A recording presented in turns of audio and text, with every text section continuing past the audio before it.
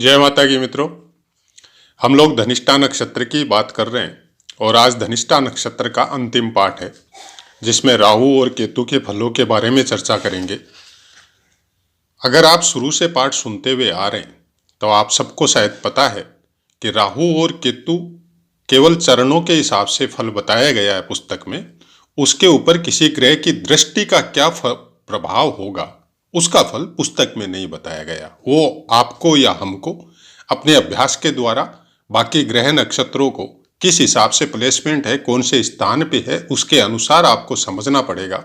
और राहु और केतु के विषय में थोड़ी एक अलग डेवलपमेंट है हर चीज में। ये किस तरह से फल देते हैं, किस तरह से नहीं देते हैं, अगर पुरानी ऑथेंटिक पुस्तकें जितनी अपनी ज्योतिष शास्त्र के विषय में है उनमें कोई विशेष बातें इनके बारे में नहीं लिखी गई। और हमने जब अलग से बहुत बार राहु और केतु के विषय में चर्चा की, हर पाठ में जब भी किसी मैटर में कभी राहु केतु की बात हुई है, और उसके अलावा भी राहु और केतु के विषय में 3-4 पाठ हमारे दिए हुए हैं, लेकिन वो सफिशियंट नहीं है। यह आप भी जानते हैं, हम भी जानते हैं, क्योंकि राहु और केतु इन दो को समझना, अगर आप पूरी तरह समझ जाएं तब तो ये बोल सकते हैं कि ज्योतिष को आप पूरी तरह समझ चुके हैं। क्योंकि जिन्होंने इनको समझा उन्होंने भी कोई विशेष चर्चा इनके बारे में नहीं की। ये एक सबसे बड़ा हिडन फैक्टर है ज्योतिष के लिए। और हर आदमी अपने हिसाब से, हाँ, वर्तमान में कोई शक नहीं, इनके बारे में बहुत सी बातें हैं, पुस्तकों के द्वारा भी है, चैनल के द्वारा भी है। कहां तक सत्य है ये आपको, हमको, सबको अभ्यास के द्वारा देखना पड़ेगा। तो चलिए पाठ को आगे बढ़ाते हैं। धनिष्ठा नक्षत्र में प्रथम और दूसरे चरण में अगर राहु हो, धनी उच्च शिक्षा प्राप्त करने के योग दर्शाता है, लेकिन स्वभाव से थोड़ा कठोर हो सकता है। तीसरा चरण, यहां पे कुछ जिद प्रवृत्ति या हट्टी स्वभाव आपको बना सकती है। क्यों बना सकती है उसकी चर्चा नेक्स्ट पार्ट में, इसी वीडियो में, नेक्स्ट पार्ट में। अभी पुस्तकों की बातें कर रहे हैं, उसके बाद में अभ्यास की हो या बाकी अलग अलग पुस्तकों की हो, ज्योतिष में किस तरह से इनको समझा जाए, वो चर्चा नेक्स्ट पार्ट में करेंगे। चतुर्थ चरण, यहां भी राहु का फल प्रायकर अच्छा मिलता है, लेकिन यहां पे पुस्तक में यह लिखा है कि चंद्रमा साथ में नहीं होना चाहिए। अगर राहु और चंद्रमा की युति हो जाती है तो फिर उसको समझना थोड़ा अलग लेवल पे पड़ेगा आपको। बात करते हैं केतुदेव की। प्रथम चरण में अगर केतुदेव हो तो धार्मिक प्रवृत्ति का होता है इंसान। संपत्ति या भाई बहनों से संपत्ति के विषय में कोई मुकदमेबाजी या वाद विवाद जैसा कुछ चीज हो सकता है, कंफर्म नहीं है, हो सकता है। अब यह देखना पड़ेगा कि आपका भाई बहनों से संबंधित कौन सा स्थान है, उसका स्वामित्व किसके पास है। दूसरा चरण, कोई न कोई चीज में हमेशा अड़चन टाइप की कई चीजें आती रहती है। कोई भी काम एक ही बार में करने से जल्दी से सफल नहीं होते। तीसरा चरण, कोई चीज मिसप्लेस हो सकती है आपसे, कोई चोरी हो सकती है। हर बार मतलब जब भी कोई काम वगैरह कोई मतलब पीक पे आने वाला हो या कुछ आपके साथ अच्छा हो रहा हो, उस समय ऐसी कुछ घटनाएं आपको देखने को मिल सकती है। लाइक आजकल नॉर्मल हो गई ये चीज़, आप बस वगैरह में, अगर ट्रेन में और में कहीं भीड़ भाड़ वाली जगह में सफ़र करते हैं तो कुछ आदमियों के आपने देखा होगा कि उनकी जेब मोस्टली कट जाती है। तो ये सब इंडिकेशन यहां से मिल सकता है हम लोगों को। चतुर्थ चरण बहुत अच्छा फल प्राप्त होता है और गवर्नमेंट से कनेक्टेड कुछ सेवाओं में जा सकता है और धन भी अच्छा कमाता है। तो ये थे राहु और केतु धनिष्ठा नक्षत्र में, अलग अलग चरणों के हिसाब से इनका कुछ फल बताया गया पुस्तक में। प्रायकर सब वीडियो में हमने बोला है ये बात कि जब भी आप किसी पुस्तक की लिखी हुई बातों को, चाहे वो ग्रह के विषय में हो चाहे नक्षत्र के विषय में हो, जैसा लिखा है अक्षरश वैसा का वैसा कभी नहीं समझना चाहिए। क्योंकि पुस्तक अपने हिसाब से आपको लिख के देती है जो बहुत हद तक सही है, लेकिन उसको समझने वाला किस हद तक सही है ये समझने वाले के ऊपर डिपेंड है। हम बहुत से पाठों में हमने बताया ये बात कि कोई भी योग, दुर्योग, राजयोग जितने भी बताए गए हैं, चाहे नक्षत्र के अनुसार हो चाहे आपके ग्रह के अनुसार हो, तो वो एक इंडिकेट करते हैं आपको कि उस फल को आपको समझना किस तरह से है। क्योंकि किसी भी पुस्तक को जब आप एक बार पढ़ते हैं और आपको सपोज हो सकता है आपकी मेमोरी पावर बहुत अच्छी हो और आपको याद हो गई, लेकिन आप देखिएगा उसी पुस्तक को, एक योग को आपने पढ़ लिया और उसके बाद में ठीक 15-20 दिन बाद में फिर उस पुस्तक को दोबारा पढ़िए, उसी योग का फल जो पुस्तक में लिखा गया वो फर्स्ट टाइम पढ़ा तब आपके ध्यान में था, लेकिन सेकंड टाइम जैसे ही आप पढ़ेंगे जो पुस्तक में जो फल बताया गया है उससे अलग कुछ आपके दिमाग में और भी कुछ आएगा।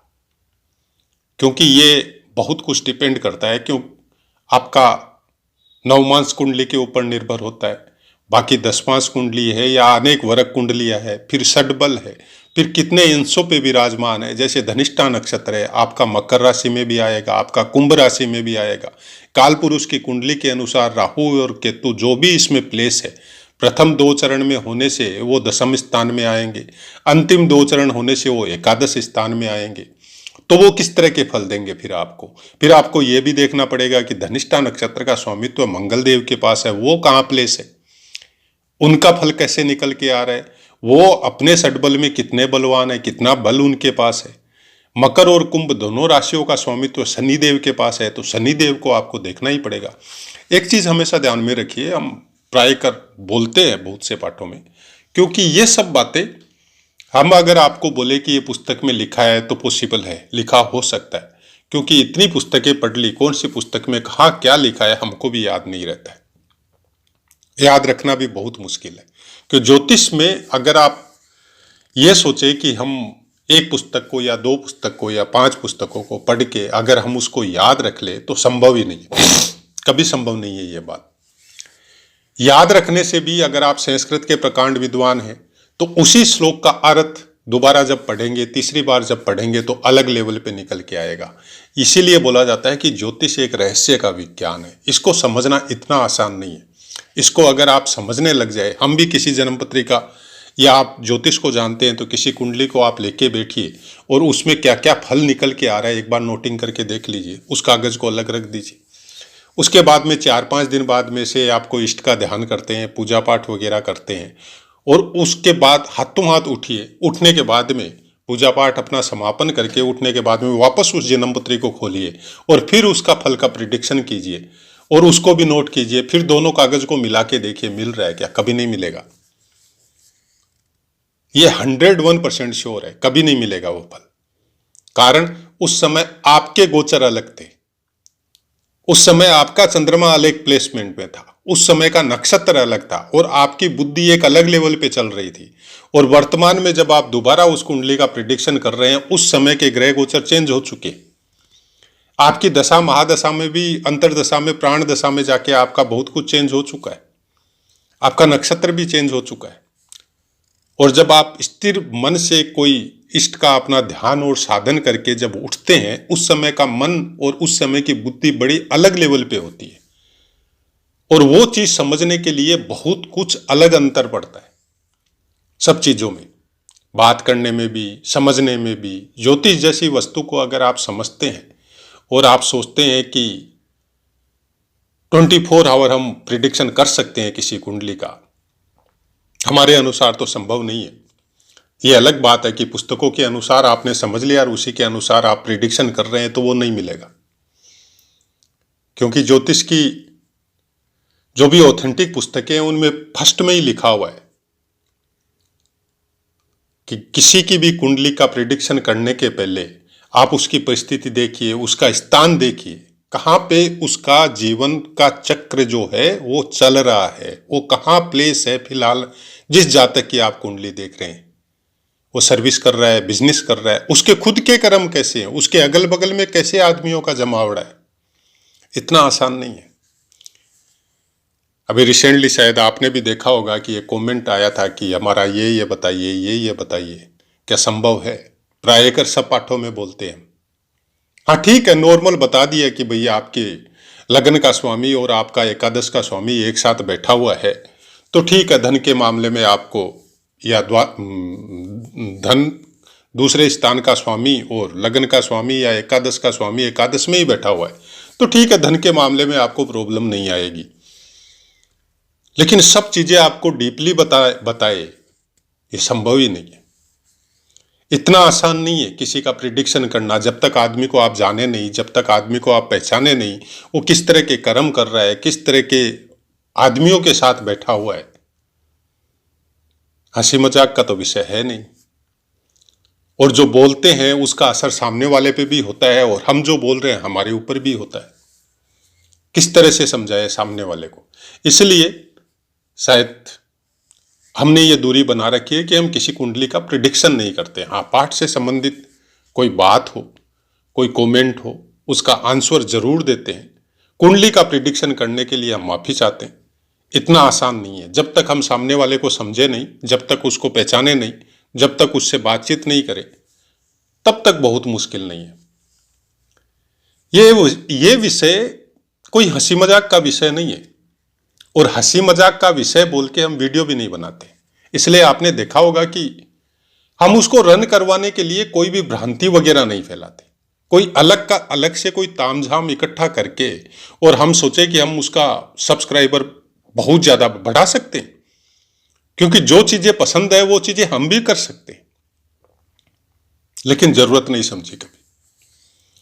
क्योंकि ऐसा सब्जेक्ट जो आपको धनी नहीं बहुत कुछ प्राप्त करवा सकता है जीवन में। आपकी दृष्टि, आपकी सोच, आपकी दिनचर्या, आपका रहने का, जीने का सलीका एक अलग लेवल पे आ जाता है जब आप ज्योतिष को समझना चालू करते। इसलिए रिक्वेस्ट सबसे यही है, आपको पसंद हो या नहीं हो, फिर भी थोड़ा पढ़िए, इन पुस्तकों को पढ़िए, चैनल को समझिए। आप हंसी मजाक के तौर पे समझना चाहते हैं, हंसी मजाक के तौर पे समझिए, कोई टेंशन नहीं है। लेकिन कुछ तो प्राप्त करेंगे, और वो कुछ जो है वो आपको बहुत कुछ प्राप्त करवाएगा।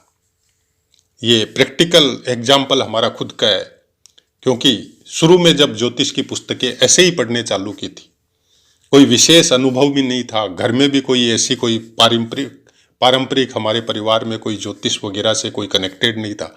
इवन मेरे पिताजी जो थे वो तो ये सब में विश्वास ही नहीं करते थे।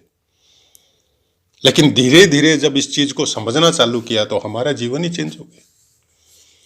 बात करने का तरीका, लोगों को समझने का तरीका, कर्मों को करने का तरीका, सब चीजों में चेंजेज आ गई। अब हर चीज को ये सोचते हैं कि कोई भी अगर कुछ करे किसी के साथ तो उसका रिवर्स हमको भी मिलने वाला है, और ये चीजें ज्योतिष बताती है। वर्तमान में जो आप कर्म कर रहे हैं वो भी आपके कर्मों का एक फल बन रहा है।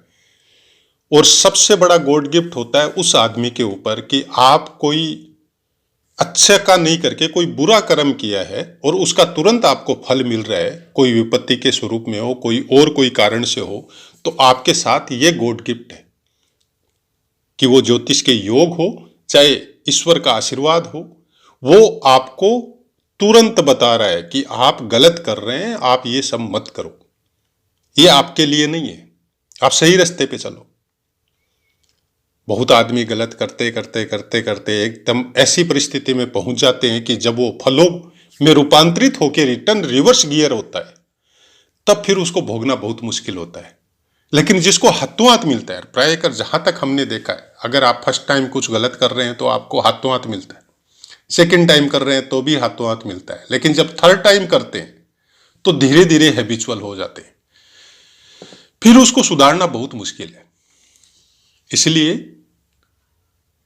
बोला जाता है कि चरित्र, संस्कार माता पिता के द्वारा, समाज के द्वारा अपने अनुसार जीवन यापन करने के लिए कैसा रास्ता सही है, वो अपने बुजुर्गों के द्वारा डिसाइड करके जो बताया जाता है वो सबसे ज्यादा सही है। हो सकता है उसमें आपको धन ज्यादा नहीं मिले, लेकिन धन अगर है जन्म पत्री में तो मिलेगा, वो समय आने से। वो ऐसा नहीं है कि नहीं मिलेगा, मिलेगा।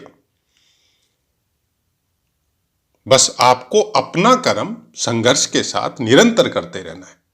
तो आशा है मित्रों पाठ समझ में आया होगा। तो अपनी वाणी को विराम देते, आपसे आज्ञा लेते। जय माता।